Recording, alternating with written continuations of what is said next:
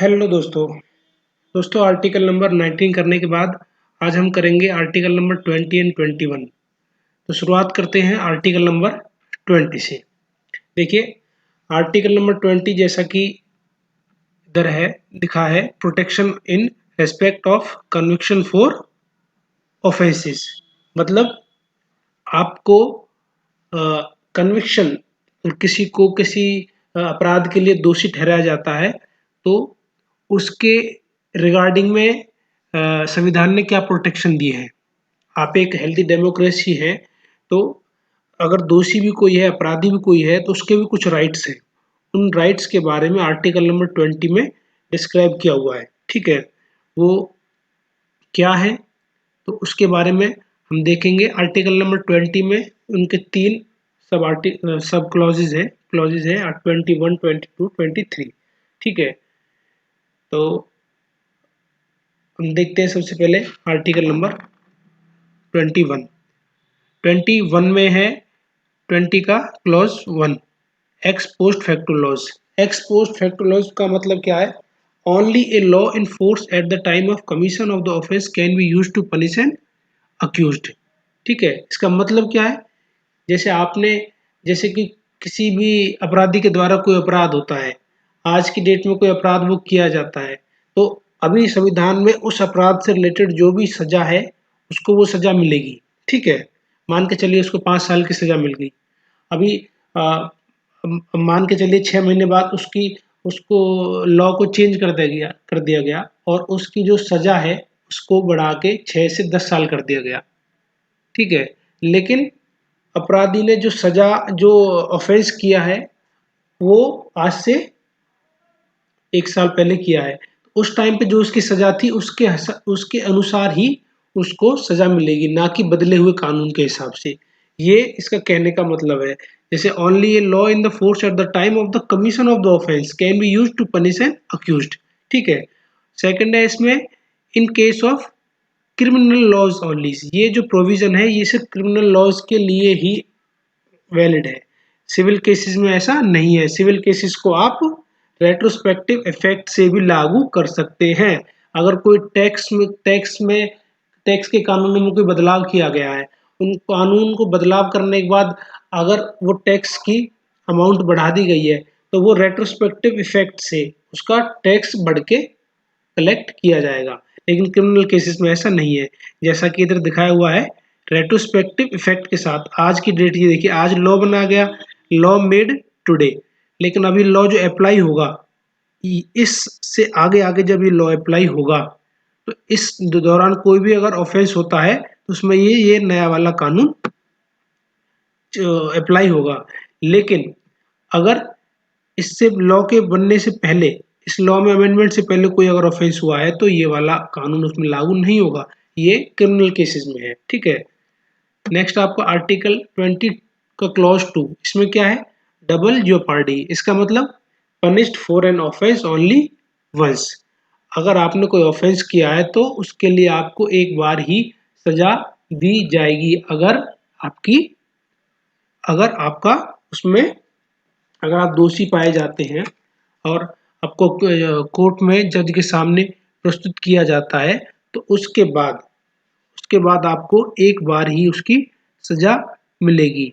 लेकिन departmental inquiries में ऐसा नहीं है। डिपार्टमेंटल इंक्वायरीज को आप इस आर्टिकल 22 के अंदर नहीं रखते हैं।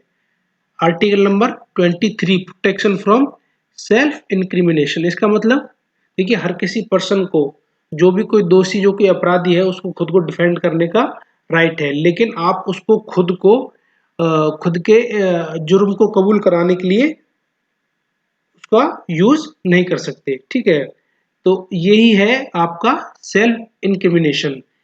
ये इसके पीछे की साइकोलॉजी है कि आपके ऊपर कोई मानसिक दबाव बना के आपको यूज ना किया जाए, आपको दोषी ठहराने के लिए।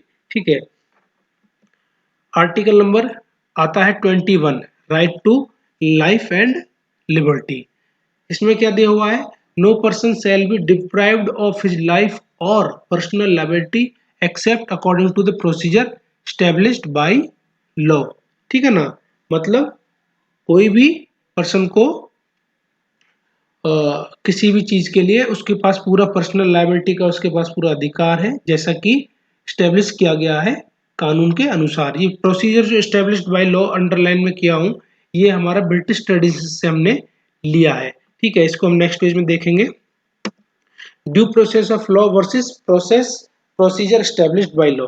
देखिए, ड्यू प्रोसेस ऑफ लॉ ये अमेरिकन ट्रेडिशन से लिया हुआ है और प्रोसीजर स्टेब्लिश्ड बाय लॉ ये ब्रिटिश ट्रेडिशन से लिया हुआ है। दोनों में एक सिंपल सा फर्क ये हो गया कि ड्यू प्रोसेस ऑफ लॉ में आप जो भी कानून लेजिस्लेचर के द्वारा बनाया जाता है उसकी रीजनेबलनेस भी चेक की जा सकती है कि वो फेयर है या नहीं है ना, वो कानून अपने आप में सही है या नहीं है। लेकिन प्रोसीजर स्टेब्लिश्ड बाय लॉ में आपको सिर्फ प्रोसीजर को चेक किया जाता है, मतलब कि जो कानून आप बना रहे हो प्रॉपर प्रोसीजर के हिसाब से बना रहे हैं कि नहीं बना रहे हैं। जैसे कि वो जो टाइम पीरियड है उसका प्रॉपर परमिशन उसमें सारे मेंबर्स की उसमें परमिशन है या नहीं है, अप्रूवल है कि नहीं ना, मतलब एक तरीके से उसका प्रोसीजर उसमें देखा जा रहा है। लेकिन ड्यू प्रोसेस लॉ में आप जो कानून बन रहा है उसको खुद को भी आप चेक कर सकते हैं और उसको कोर्ट के द्वारा इनवैलिड घोषित किया जा सकता है। ठीक है, अभी हमारे देश में 1978 तक procedure established by law he use किया जाता था।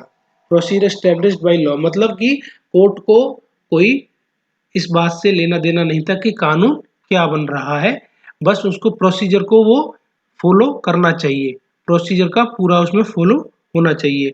लेकिन मेनका गांधी केस के बाद ड्यू प्रोसेस ऑफ लॉ को भी 1978 में मेनका गांधी केस हुआ, उसमें ड्यू प्रोसेस ऑफ लॉ को भी इस्तेमाल किया जाने लगा। ठीक है, देखिए जिसे मैं इसमें दिखाया हूँ, in Maneka Gandhi case Supreme Court ruled that life under article 21 include the right to live with dignity and all other aspects. Maneka Gandhi case में आर्टिकल नंबर 21 को एक ब्रॉड वे में डिफाइन किया गया कि लाइफ एंड लिबर्टी, लाइफ के अंदर क्या क्या चीजें आ सकती हैं उनको डिफाइन किया गया। लाइफ में आपका right to medical care, right to food, right to livelihood, right to privacy, right to healthy environment, right to education and right to shelter, ये सभी आर्टिकल 21 में ही कवर किया हुआ है। ठीक है, इनके लिए इनको समय समय पर सुप्रीम कोर्ट की जजमेंट्स के द्वारा इसमें इंक्लूड किया गया है। ठीक है, इसके बाद आपका article 21A 86th constitutional amendment act, ये आर्टिकल बाद में ऐड किया गया था 21A, ये 2002 में 86th कॉन्स्टिट्यूशनल अमेंडमेंट एक्ट के द्वारा संविधान में ऐड किया गया था। इनके इस आर्टिकल के द्वारा क्या डिफाइन किया गया है कि as 6 to 14 years free and compulsory education for all in such manner as the state by law determine, मतलब 6 साल से लेकर 14 साल तक के बच्चों के लिए फ्री एंड कंपलसरी एजुकेशन दी जाएगी। ठीक है ना। अच्छा, ये जो है, ये जो राइट है ये आपको 2002 में अमेंडमेंट करने के बाद ये राइट आपको दिया गया है। ठीक है, अभी 86 कॉन्स्टिट्यूशनल अमेंडमेंट एक्ट होने के बाद और इसमें कई चीजें चेंज हुई है जिसमें आपको बताता हूँ।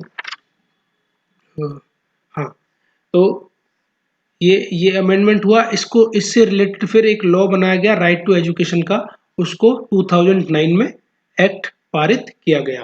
अच्छा, इससे रिलेटेड आपके एज 6 to 14 ईयर्स, इससे रिलेटेड आपके directive principles of state policy DPSP में भी आर्टिकल 41 और 45 में मेंशन किया हुआ है। ठीक है ना, तो वहां से भी इसका सोर्स लिया गया है। ठीक है, तो दोस्तों ये आपका हो गया आर्टिकल नंबर 20 एंड 21।